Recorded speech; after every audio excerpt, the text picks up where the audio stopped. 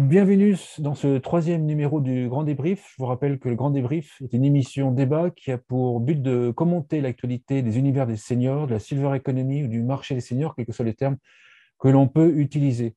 Dans chaque émission, nous abordons deux sujets avec quatre ou cinq invités, donc cinq invités ce soir, sélectionnés pour nous permettre d'approfondir un sujet lié aux seniors.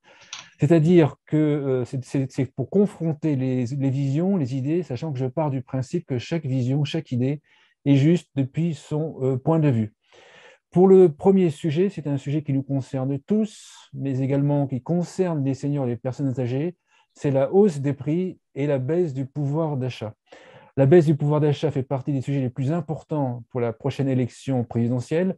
J'ai regardé récemment une émission interview sur une chaîne d'information de Michel-Édouard Leclerc qui parlait d'une hausse des prix de la grande majorité des produits d'environ plus de 4% d'ici à février.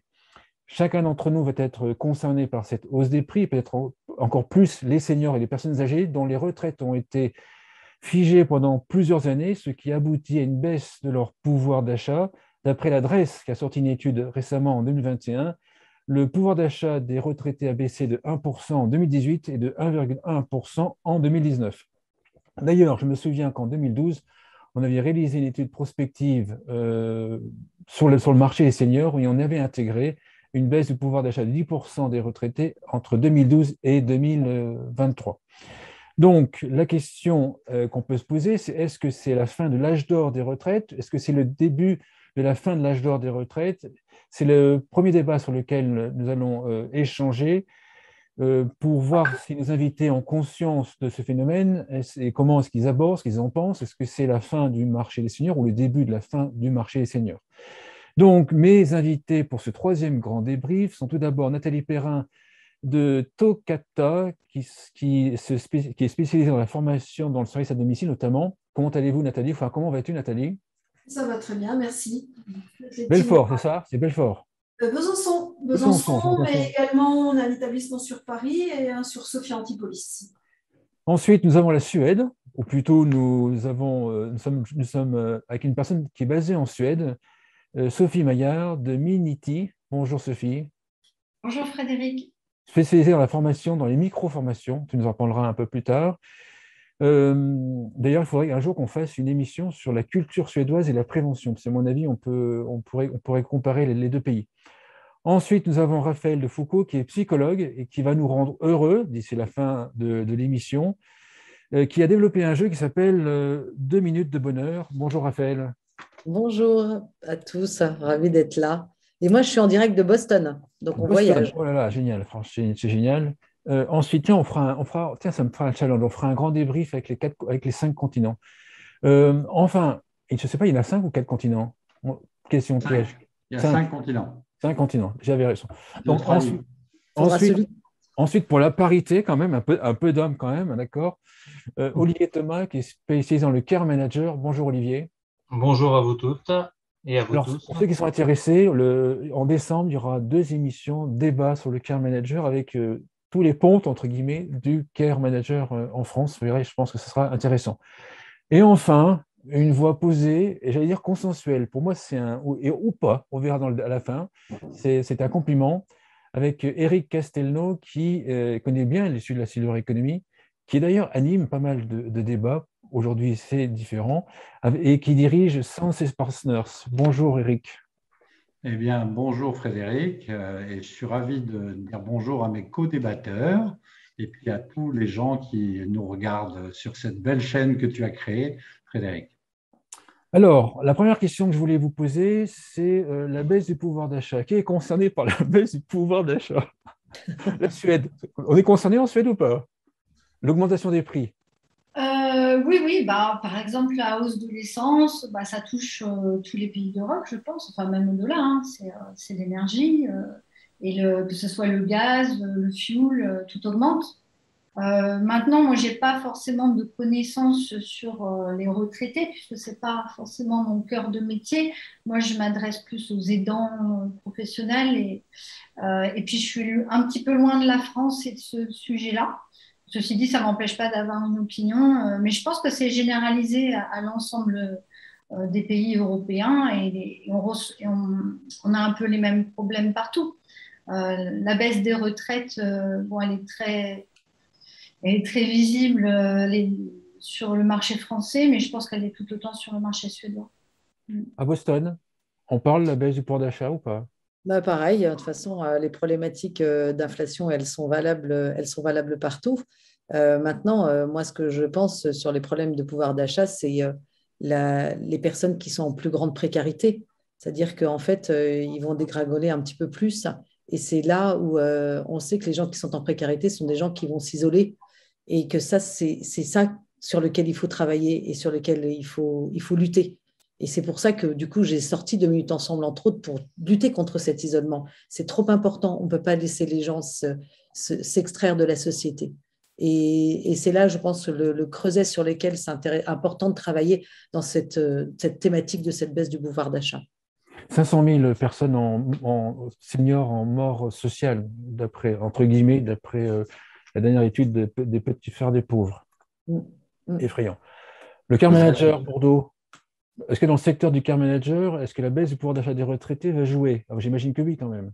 Alors oui, ça va jouer. Faut savoir que le care manager s'adresse essentiellement à l'aidant pour l'aider, pas à l'inverse dans le service à la personne. Moi, ce qui m'interpelle, effectivement, la baisse du pouvoir d'achat, elle existe. Elle n'est pas simplement actuellement avec la hausse de l'essence, la hausse du gaz et des produits de première nécessité. Elle existe depuis plusieurs années, vous l'avez dit tout à l'heure sur vos chiffres. Maintenant, c'est aussi à ceux qui proposent des services de pouvoir s'adapter aux besoins. Raphaël de Foucault parlait tout à l'heure de précarité, d'isolement des personnes. C'est aussi à nous, en tant que prestataires, de s'adapter à cette demande et de s'adapter à ce marché. Trouver des solutions pour les personnes, c'est aussi trouver des solutions financières. C'est pas simplement vous trouver une solution technique ou humaine, c'est aussi vous apporter des solutions financières et s'adapter au marché qui est en diminution. Alors, il faut savoir que les retraites françaises sont quand même les plus élevées d'Europe. Donc, une baisse du pouvoir d'achat, elles existent, mais on reste quand même bien nantis en France. Donc, à nous, en tant que prestataires et partenaires, de trouver des solutions pour nos clients et de répondre à leurs demandes en fonction de leur budget.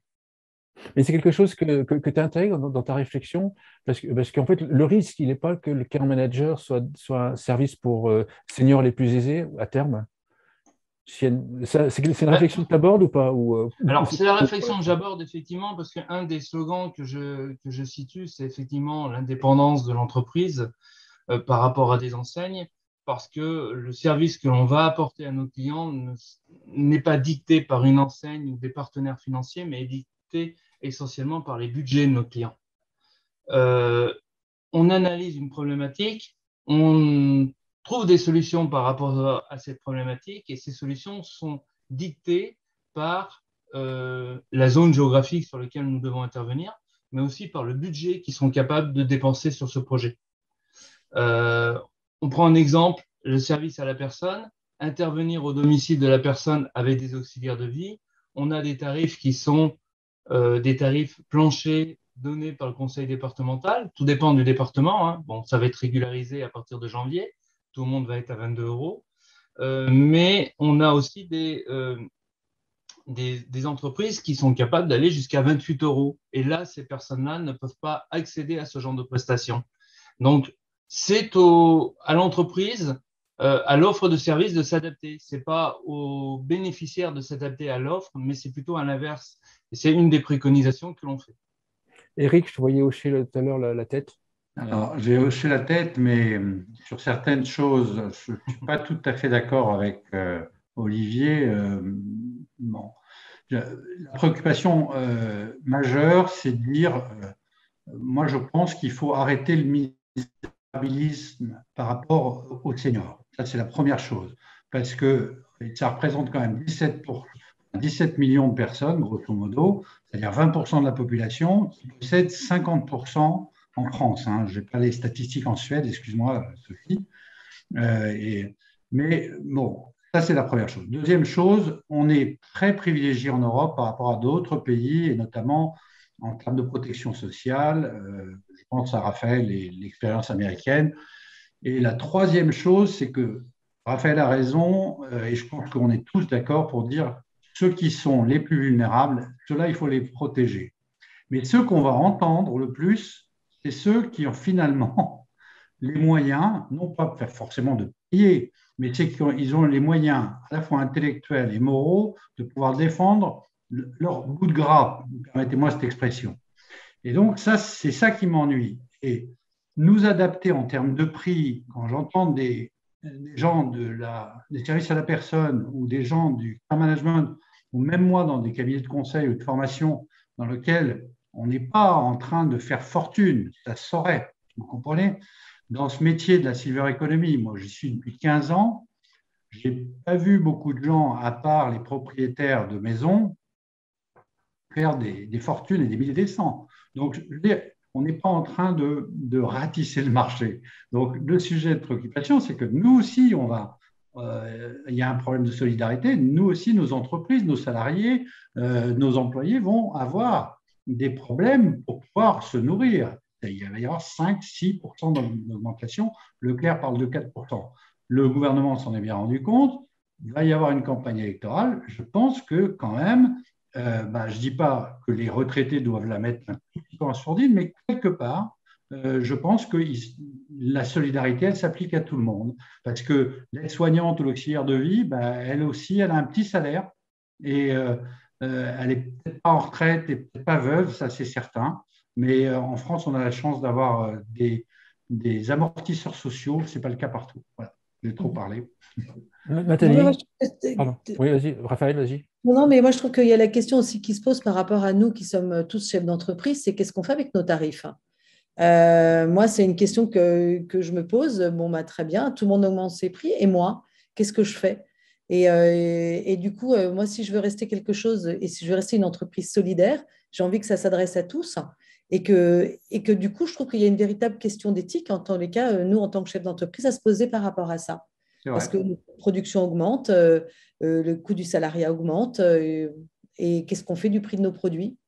Et ton client, il ne veut peut-être pas prendre le prix. Le jeu, Raphaël, présentez vite ton jeu, rapidement ton jeu. Le jeu, là, j'en ai un là, donc c'est 52 cartes dans une boîte violette. Et du coup, ça coûte 15 €, mais je n'ai pas envie de le faire payer plus cher. Donc, ça veut dire qu'aujourd'hui, si je ne bouge pas mon tarif, je run sur mes marges.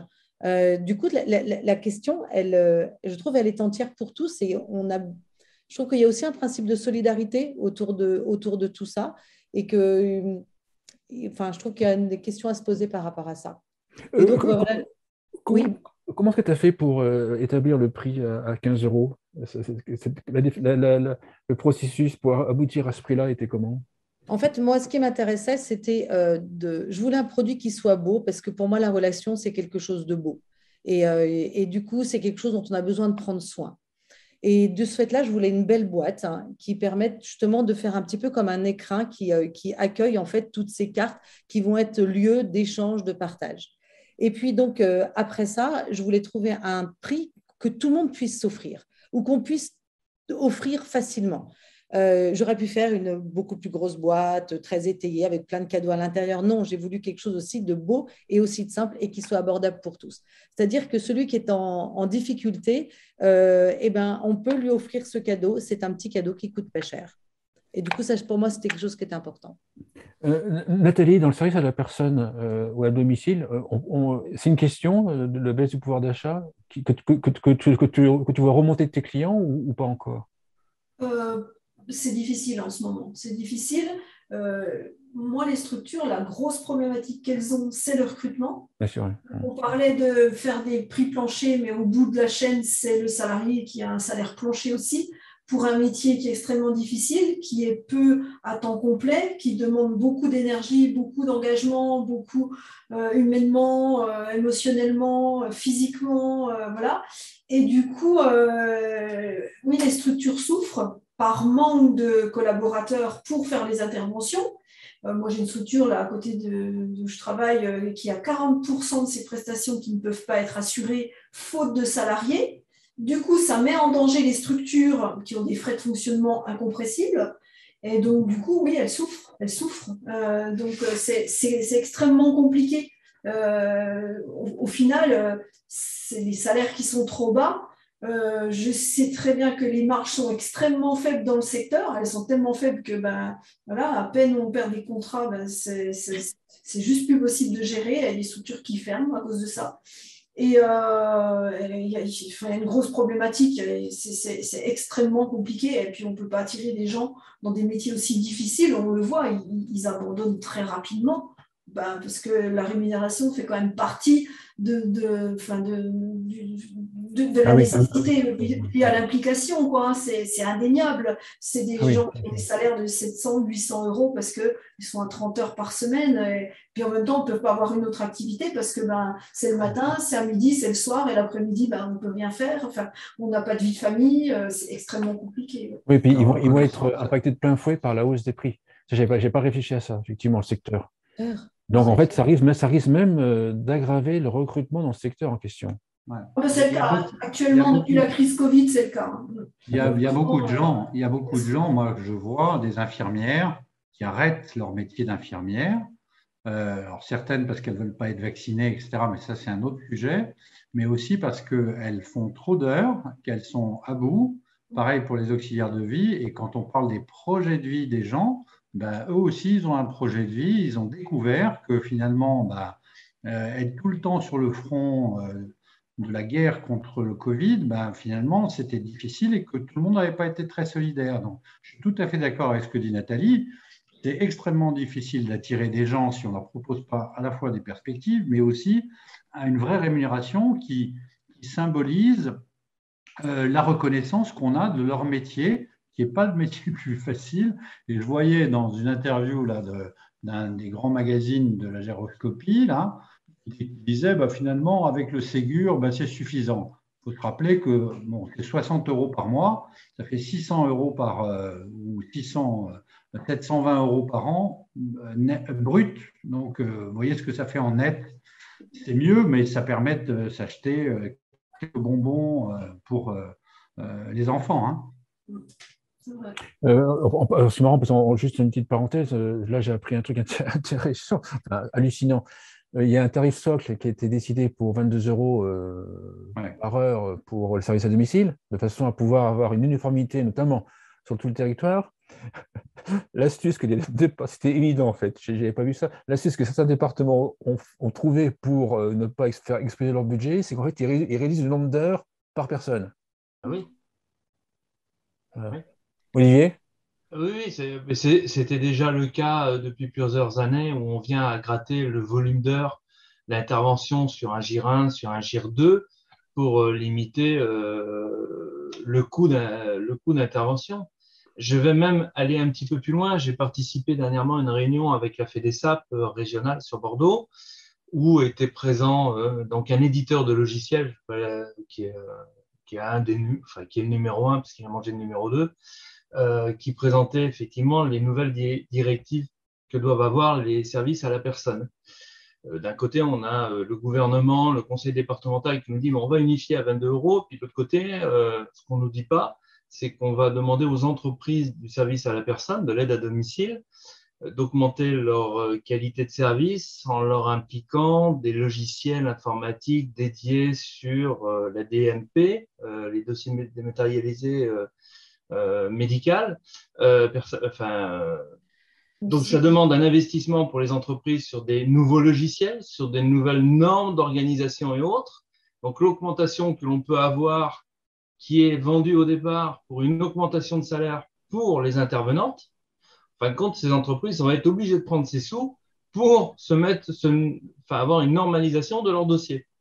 Donc, en fin de compte, on revient au point de départ, c'est-à-dire celui qui va payer, c'est celui, comme disait Raphaël, celui qui est tout en bas de l'échelle sociale, celui qui n'a pas les moyens et qui va continuer à faire un métier pénible, difficile, non reconnu et pourtant dont on a besoin.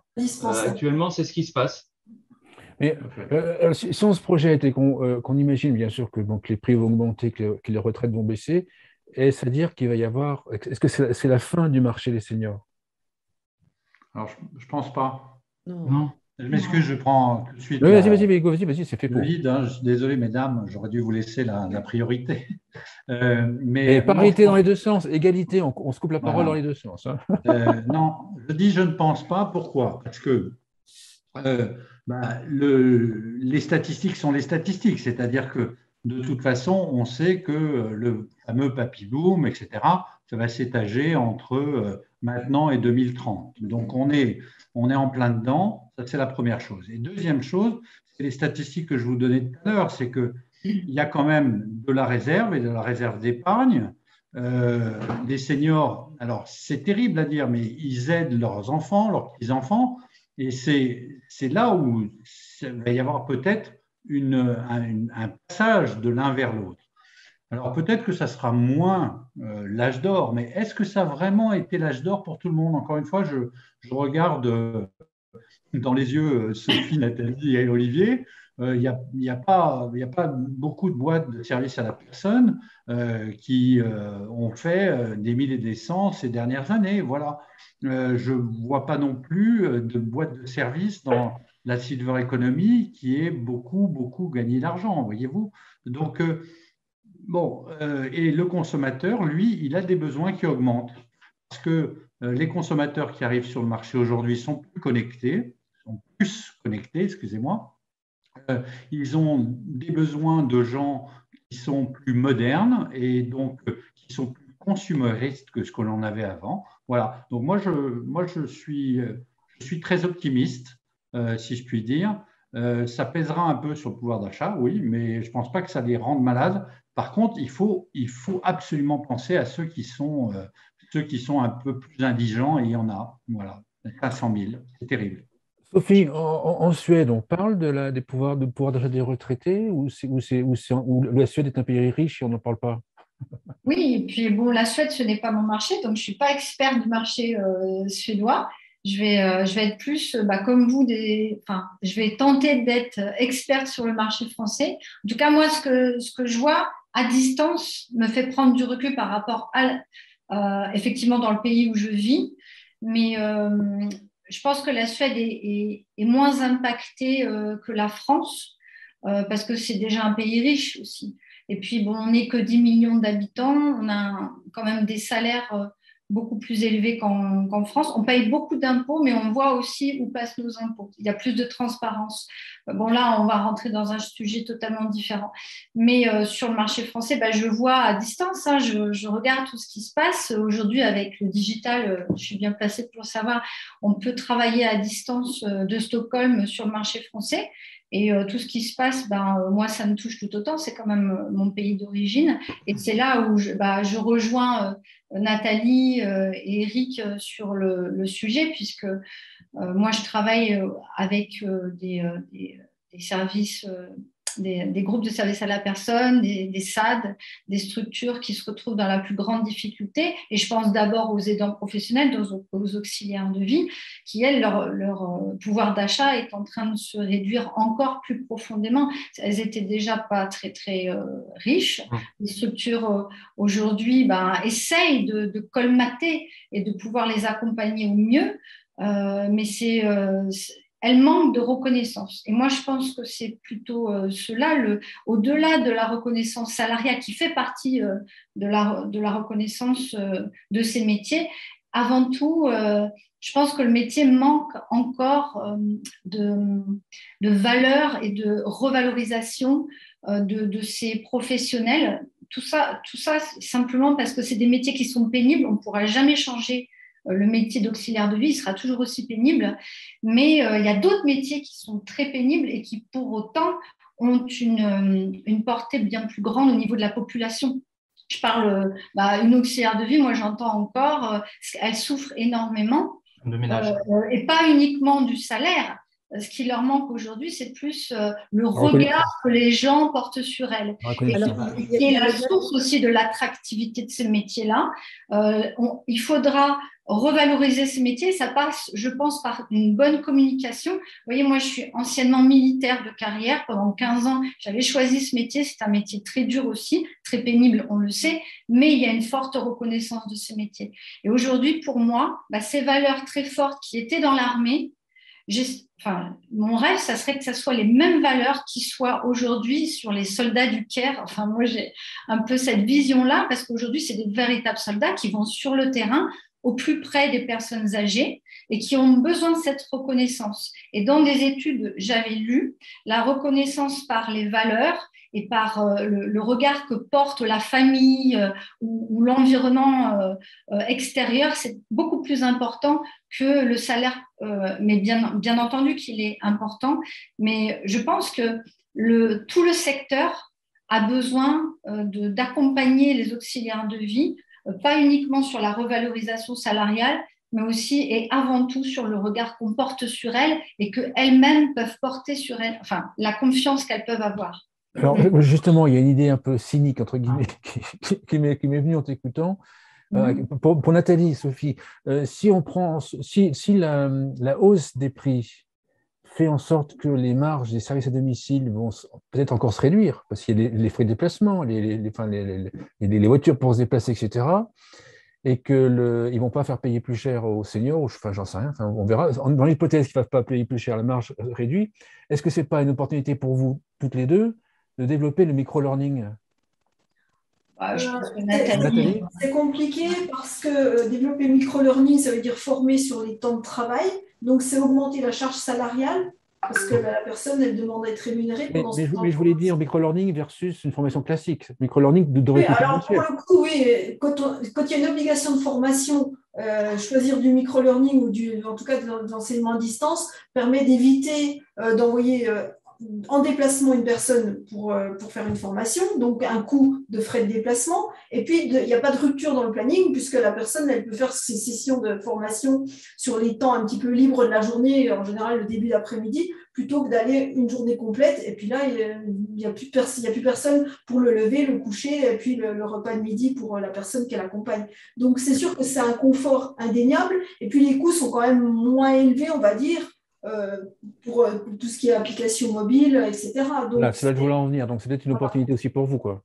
Oui, dans la revalorisation, il y a aussi la professionnalisation. Et c'est sûr que ce qu'on fait, Nathalie et moi, Tokata Unity, on est sur l'accompagnement, le développement des compétences. Et aujourd'hui, le micro-learning, ça permet aussi aux intervenantes, aux professionnels de terrain, pouvoir choisir le bon moment pour se former aussi. Donc, on fera une émission sur le service, je vous promets. Je voudrais rebondir sur ce que disait Sophie. Moi, j'ai bien aimé là, que tu parles de valeurs, et ça, je trouve que c'est très important. Mais au-delà de ça, je dirais que aussi, cette profession, elle souffre du fait qu'il n'y a plus d'humanité dans ce que ces personnes font. En fait, on les pousse pour des soucis souvent de rentabilité à aller vite. Et du coup, elles ont des relations, en fait, elles perdent l'essence même des raisons pour lesquelles elles ont choisi ce métier-là, qui est celui du prendre soin. Prendre soin, on prend soin d'un corps, mais on prend soin aussi d'une âme, on prend soin aussi de la personne, on lui parle, on lui raconte des choses. Et là, elles sont pressées dans tout ce qu'elles font, et du coup, elles perdent cette humanité qui leur fait perdre leur sens de leur travail, ce qui crée cet inconfort. Et je vois, les quarts de 2 minutes ensemble sont beaucoup utilisé dans l'aide à la personne, et ça remet de l'humanité. Parce qu'au lieu de poser la question qui est toujours un petit peu la même, oh ma petite dame, il fait beau aujourd'hui, oh tiens, les feuilles elles ont jauni, ou vous avez mangé quoi, on va aller parler de quoi vous êtes fiers, quel est le voyage que vous imagineriez faire. Et en fait, tout le monde s'évade. Et en fait, ce besoin d'évasion, ce besoin de positif, va permettre à la personne aussi d'accepter plus facilement ou vivre moins difficilement la dureté de son travail. Et ça, je trouve que c'est un point qui est hyper important à souligner. Ce que tu viens de dire, Raphaël, c'est extrêmement… Là, je viens d'avoir un exemple la semaine dernière de ce que tu viens de dire. Je pense que le métier ne perd pas en humanité parce que les gens qui ont choisi ce métier, quelquefois c'est par défaut, mais elles l'aiment profondément. Je ne sais pas si vous êtes d'accord, mesdames et Olivier, mais elles l'aiment profondément. Par contre, c'est l'image qu'on leur renvoie qui ne va pas. Et le temps passé. Alors, je vois quand dans certains établissements, quand on fait de la formation, on s'aperçoit que l'infirmière ou la directrice d'agence laisse des battements et organise le temps pour que justement il y ait ces temps de latence qui permettent justement cette discussion. Et là, ton jeu serait extraordinaire. Tu vois, s'il pouvait être distribué gratuitement à tout le monde, ça serait formidable. Ouais. Aidez-moi. Mais toi, tu le ferais payer au gouvernement. Je ne sais pas qui. Les amis, je vous propose qu'on fasse un débat sur ce sujet-là. On passe au deuxième sujet de l'émission, la prochaine fois. Je voulais juste revenir oui, vas-y, sur 2 points pour recentrer. Au départ, c'était la baisse du pouvoir d'achat des personnes âgées. Voilà, quelqu'un qui ressent le débat. Merci. On parle des auxiliaires de vie, je suis d'accord, c'est bien, c'est pas facile. Et je vais revenir sur 2 points qui ont été cités. Le premier, c'est par rapport à Eric. Il a dit des consommateurs. La personne âgée, et ça va revenir sur le terme qu'a utilisé Raphaël sur valeur et recentrer un peu notre activité. La personne âgée, on la voit comme un moyen de faire une activité. La personne âgée, c'est un consommateur. Et ce consommateur, on se doit, nous, de lui proposer des services adaptés à son besoin, mais adaptés à son portefeuille. L'idée du care manager, comme moi je le vois, et on en parlera dans un autre débat, d'après ce que tu as dit tout à l'heure, c'est de recentrer la personne. Au départ, je pense, parce que je viens du monde des SAD, je pense qu'au départ, le défaut des SAD, c'est que le centre de leur interrogation n'étant pas la personne âgée, dont le consommateur, mais le financeur.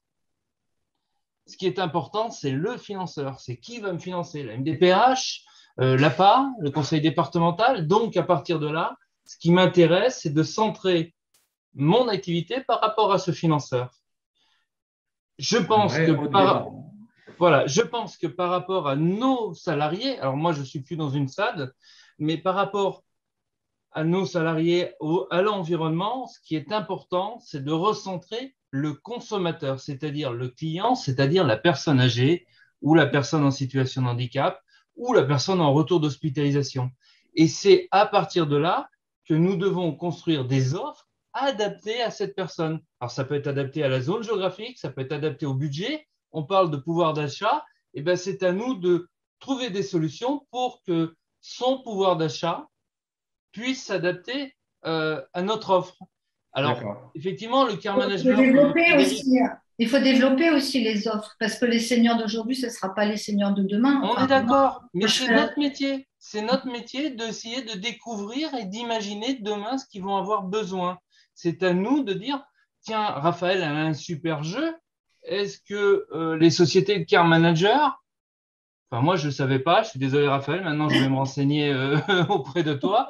Ça peut être des solutions qu'on va apporter aux aidants, aux familles.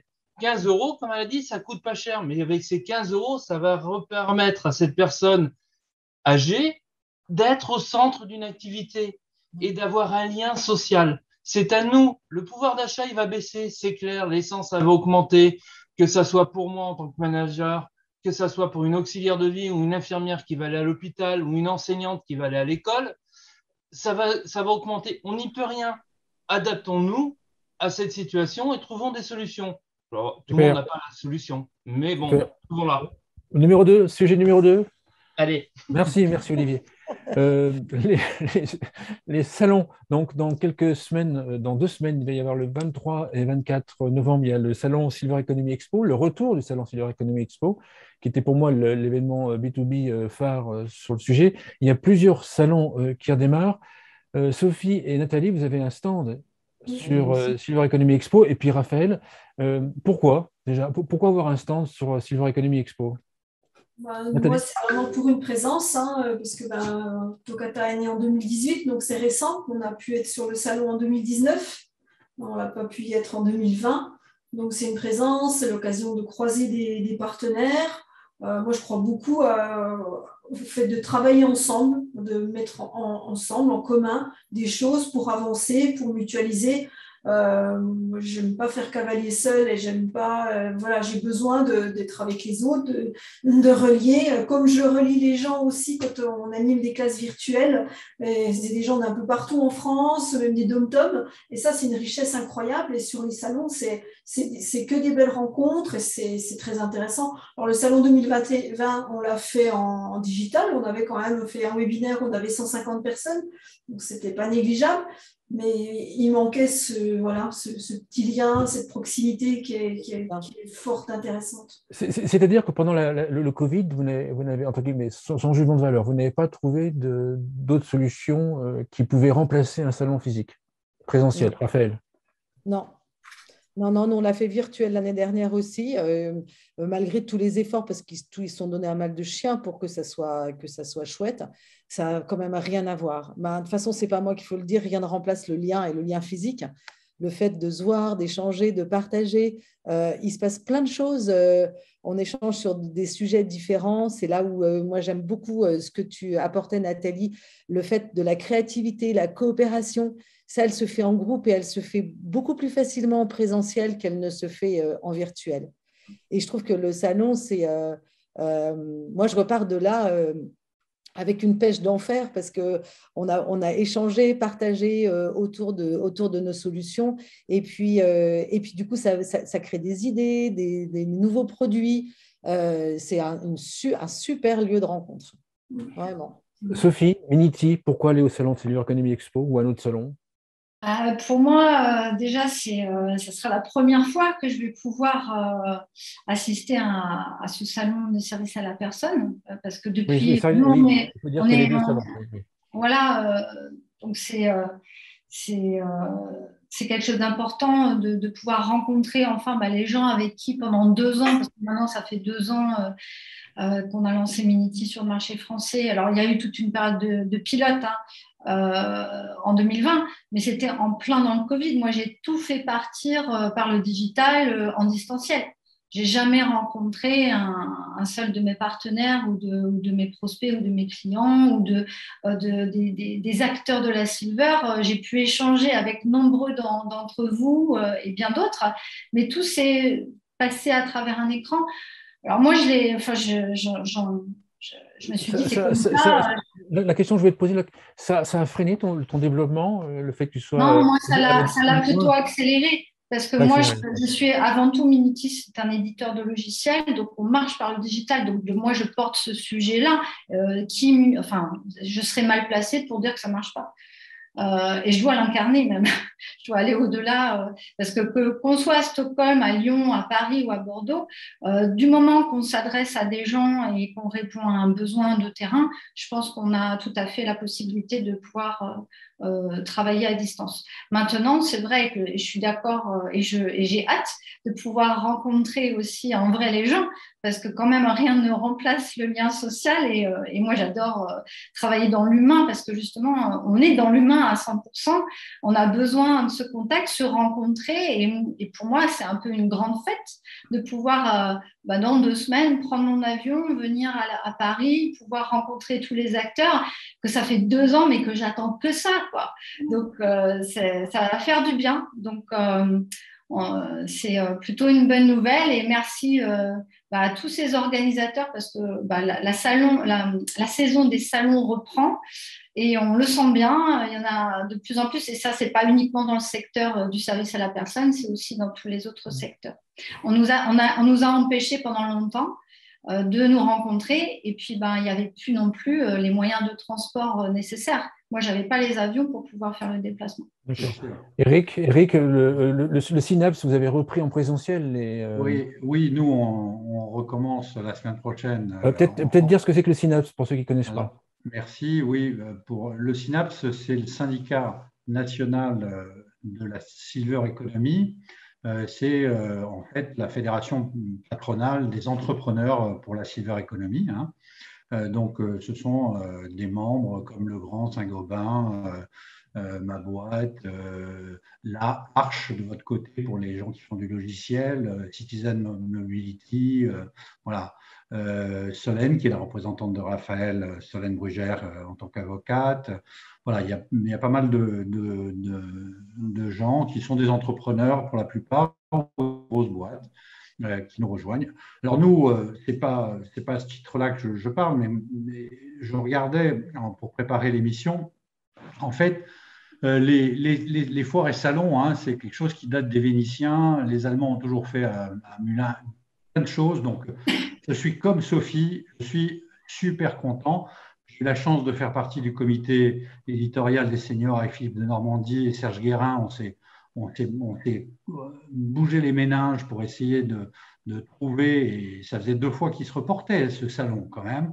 Il y a le salon H3 qui s'est tenu au Mans, c'était merveilleux. J'ai compté en 6 mois, là, qui sont passés et qui vont venir, il va y avoir 10 salons sur le monde de la silver economy. Donc, je pense que c'est nécessaire. Ce que je trouve merveilleux, c'est que c'est déconcentré. Pour une fois, ce n'est pas qu'à Paris, même si je comprends, Sophie, de venir à Paris, c'est comme le salon de l'agriculture pour le silver economy, pour nous les paysans, mais c'est formidable. Mais ce que je pense, c'est que c'est le moment à la fois de se rencontrer, de voir les concurrents, de voir où en est l'offre, et puis pour certains seniors, c'est important de venir voir ce qui existe. Et ça, c'est fondamental. Vous savez qu'il y a la distinction des salons B2B et grand public. Mais là aussi, il faut adapter les offres. Ce que disait Olivier est très juste. Il faut regarder ce qui existe et on voit des jeunes qui ont plein d'idées. Moi, je trouve ça formidablement excitant sur le plan intellectuel. Olivier, tu as une idée sur les salons? Tu vas aller au salon Silver Economy Expo? Alors non, j'y vais pas parce que je me suis fait piéger par la Fée des Sacs qui a organisé une réunion en visio le jour-là. Je me demande même si Anaïs Mann n'est pas… Non, je plaisante. Non, je n'irai pas parce que je me suis pris trop tard, parce que je me suis mal organisé. Mais je suis tout à fait d'accord. C'est important. C'est important qu'on se rencontre, qu'on échange, qu'on discute. On n'est pas toujours… On peut être concurrent. Moi, je discute avec des confrères qui font du care management. Alors, il y en a sous prétexte qu'on a la même étiquette, ils ne veulent pas qu'on se parle. Mais je trouve qu'au travers des salons, c'est très intéressant. En plus, on a, comme dit Eric, on rencontre des produits, des créateurs sur des sujets complètement novateurs sur lesquels on n'avait pas pensé. Je reprends tout à fait mon exemple de tout à l'heure, avec Raphaël. Je trouve son jeu très intéressant. J'ai déjà réfléchi à comment je vais pouvoir l'incorporer dans… il est tient ton jeu. Enfin, franchement, c'est… Ouais. Je fais attention. J'ai fait l'intermédiaire. Il faut se poser des questions. J'ai peur que Frédéric demande une participation comme apporteur d'affaires. Un pourcentage sur 15 €, moi, ça ne me va pas du tout. Il faut monter les prix, là. Ah bah oui. Ou alors le volume. Le volume, ouais. Voilà. Non, mais ça peut être très intéressant. Enfin, moi, je trouve ça intéressant. Alors, il y a eu les salons dématérialisés. C'est comme ça que j'ai pu avoir la chance de rencontrer Sophie. C'était la première fois avec, à l'époque, c'était Longevity, je crois. Ouais, Longevity avait fait pas mal de très bons salons avec une belle plateforme virtuelle. C'était très quali. Ouais. Voilà, tout à fait. Donc, ça a compensé. Ça ne remplacera jamais, vous avez entièrement raison, l'humain. Alors, même si on n'a plus le droit à la poignée de main, le regard… Ni la bise, le hug. Ouais. Ni la bise, ni rien du tout. Mais voilà, c'est important d'être en lien avec les personnes de notre secteur d'activité. Oui, ça permet de prendre la température, en fait, aussi. Alors moi, dernière pub, venez tous à Cannes les 12-13 décembre. Au festival Silver Eco. La Silver Night, ça va être formidable. On est nominé. Nominé. Alors, on va voter pour… on va voter, moi je suis au jury, donc je ne sais pas ce qu'il est. Ah bah voilà, voilà. Je ne suis pas le seul. Et par contre, il y aura un très beau cocktail qui sera fourni, et puis moi je ferai la musique du cocktail. Ce n'est pas moi qui vais chanter, mais j'ai une très, très jolie musicienne et qui chante très bien. J'ai eu peur. On passe à la dernière partie, le parti pris. Eric, tu as un parti pris, un coup de gueule ou quelque chose? Oui, bon, bah, le parti pris, on en a finalement beaucoup parlé, mais je vais quand même le dire. C'est qu'il y a 4 ans, Myriam El Khomri sortait du gouvernement et avec son franc-parler, elle avait fait un rapport formidable avec l'aide de plusieurs personnes dans notre secteur. Elle a fait des recommandations simples, elle en a fait 7. Et malheureusement aujourd'hui, on ne voit pas dans le secteur la prise en main, que ce soit par les conseils départementaux ou certaines entreprises, ou encore plus par le gouvernement, de vraies incitations à mettre en place des parcours professionnels. Je ne parle pas seulement de formation, je parle de parcours professionnels qui donnent une vraie vision, des vraies missions à du personnel qui est au contact et au front tous les jours. Mais je pense effectivement aux aides-soignantes, mais je pense aussi aux infirmières, je pense aux animatrices, je pense aux directrices d'agence qui sont payées petitement, on peut le dire, et qui ont des grosses responsabilités. Les directrices de maisons de retraite, c'est la même chose. Et je crains que quelque part, on oublie qu'il y a le socle de la reconnaissance, il y a le socle du salaire, mais il y a aussi le socle de la progression vers du sens, vers qu'est-ce qui fait notre métier. Et moi, je voulais avoir ce coup de gueule ce soir. Je ne sais pas si vous le partagez, mais en tous les cas, moi, j'aimerais que quelque part, on nous donne des perspectives. On essaye de le faire chacun à notre niveau, voilà, le mieux qu'on peut. Mais voilà, on ne peut pas pousser la mer comme ça avec des petites digues. Non, mais moi, je te rejoins complètement. On a créé Tocata. Moi, je me suis vraiment beaucoup appuyée sur le rapport El Khomri, que j'ai trouvé vraiment fascinant. Et on a mis en œuvre plein de choses, notamment les quelques heures de mise en commun, où on échange sur les pratiques, etc. Accéder à la VAE, utiliser le digital pour se former, enfin tout ça. Il n'y a pas grand-chose qui est vraiment mis en place. C'est pas suffisamment poussé par les structures, par l'ensemble des acteurs, quoi. C'est extrêmement compliqué parce qu'il y a toujours mais oui, mais ça a un coût. Et ça, c'est quand même terrible. Moi, j'ai travaillé. Je peux quand même peut-être témoigner aussi de ce que j'ai vu dernièrement. Vous savez, j'ai eu la chance, enfin Minity a eu la chance d'être accéléré par un programme d'accélération qui s'appelle Itonomie et où Myriam El Khomri a été très investie sur les sujets de la revalorisation de ces métiers et sur la formation, la professionnalisation. Et je sais qu'il y a des actions quand même locales. Alors certes, ça reste un département, mais en tout cas, le 78 et le 92 ont créé une agence interdépartementale de l'autonomie et ils ont pu mettre en place une expérimentation avec des entreprises comme Corian et comme Monoprix pour accompagner des personnes qui souhaitaient changer de métier. Par exemple, à l'encaissement, chez Monoprix, il y avait moins de gens. Ils devaient être dirigés vers des nouveaux métiers. On savait qu'il y a toujours d'énormes besoins dans le care. Et qu'ils ont l'entreprise Monoprix a pu accompagner grâce au système qu'a mis en place Invi, qui fait partie de l'environnement et du département. Et donc Myriam El Khomri, elle est très investie avec Asma Chouta, avec toutes ces personnes qui ont mis en place ce programme. Et moi, je le trouve quand même vraiment bien. Alors certes, ça reste encore sur 3 territoires parce que je crois qu'ils sont sur 78, 92 et 93 de mémoire. Mais je pense qu'après, ça va pouvoir être diffusé comme un exemple d'accompagnement et de progression aussi de la professionnalisation et de l'orientation vers les métiers. Sophie, j'aimerais partager ton espérance, mais c'est 3 départements. Il y a plus de 98 départements en France et ça fait 4 ans. Et on attend toujours une loi. C'est En attendant Godot de Samuel Beckett qu'il faut relire. Voilà.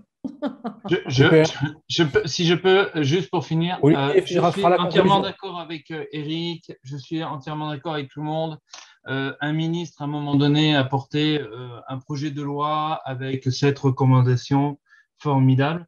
est-ce que ça ne serait pas aussi, quand les projets sont sortis, aux syndicats professionnels, je pense au SYNAPS, je pense à la FEDESAP, et aux syndicats aussi des salariés, de porter ces projets et de dire, plutôt que d'attendre que ce soit des gouvernements qui nous disent ce qu'il faut qu'on fasse, que ce soit plutôt la base qui dise, voilà, nous, on prend les mesures et on avance et voilà les concrétisations de vos propositions. C'était la conclusion de… Ouais, Raphaël, il faut le rajouter le truc. Oui, je dis soyons concrets. Répondons à des besoins, mais soyons concrets. Merci, merci. C'était le troisième grand débrief. J'espère qu'il vous a plu. Si vous voulez participer à l'émission, bah, vous me contactez. Si vous avez des idées d'amélioration également, vous me contactez également. Merci Nathalie, merci Sophie, merci Raphaël, merci Eric, merci Olivier. À bientôt. Merci à tout le monde. Bonne soirée. Merci Frédéric. Bonsoir à tous et à bientôt sur les salons alors. Oui.